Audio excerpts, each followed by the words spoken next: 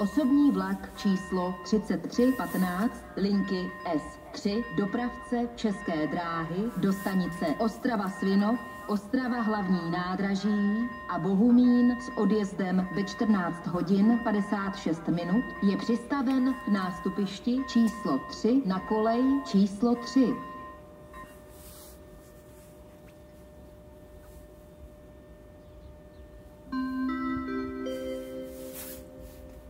Prosím pozor, vlak přijíždí k budišovskému nástupišti číslo 5 na kolej číslo 3 od staniční budovy. Při pohybu v kolejišti dbejte své osobní bezpečnosti.